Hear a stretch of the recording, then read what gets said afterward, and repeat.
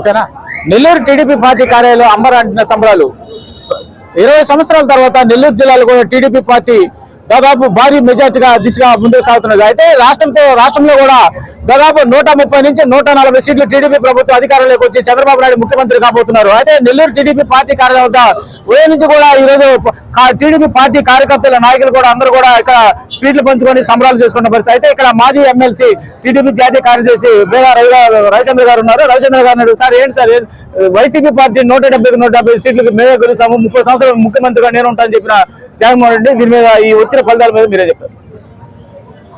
Why not 175 Kuppam గెలవబోతున్నాం అని చెప్పిన ముఖ్యమంత్రి జగన్మోహన్ రెడ్డి వైఎస్ఆర్ కాంగ్రెస్ పార్టీ మంత్రులకి ఆంధ్రప్రదేశ్ ప్రజల తీర్పు ఈనాటికి అర్థమైంది.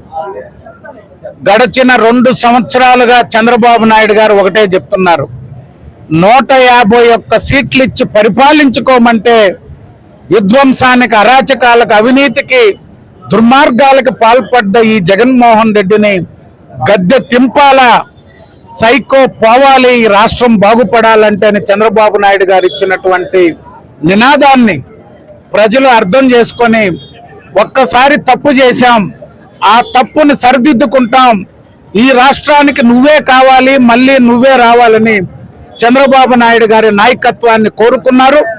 దానికి ఈనాడు పవన్ కళ్యాణ్ గారు ఈ రాష్ట్రంలో అరాచకాలను పారదోలేందుకు చంద్రబాబు నాయుడు గారికి మద్దతుగా నిలిచారు. 5 సంవత్సరాలు ఈ రాష్ట్రంలో జరిగిన అరాచక పాలనకి వ్యతిరేకంగా కేంద్రంలో ఉన్నటువంటి భారతీయ జనతా పార్టీ కూడా కూటమిగా ఎన్డీఏ కూటమి ఈనాడు ప్రభంజనం సృష్టించింది. చంద్రబాబు నాయుడు గారు ఏం చెప్పారో అదే ఈనాడు జరుగుతుంది. ఈ రాష్ట్రం ఒక దుర్మార్గపు పాలన నుంచి విముక్తి కలిగింది.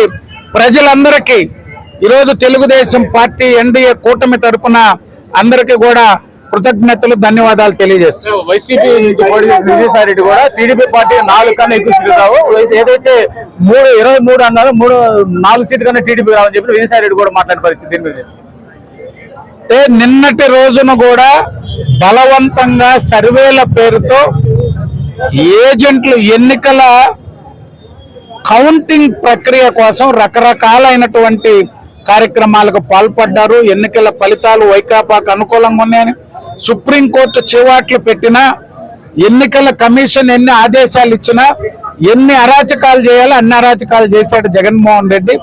ప్రజల తీర్పు ముందు ఈరోజు వైకాపా కొట్టుకోబోయింది. ఇక్కడ ఏదైతే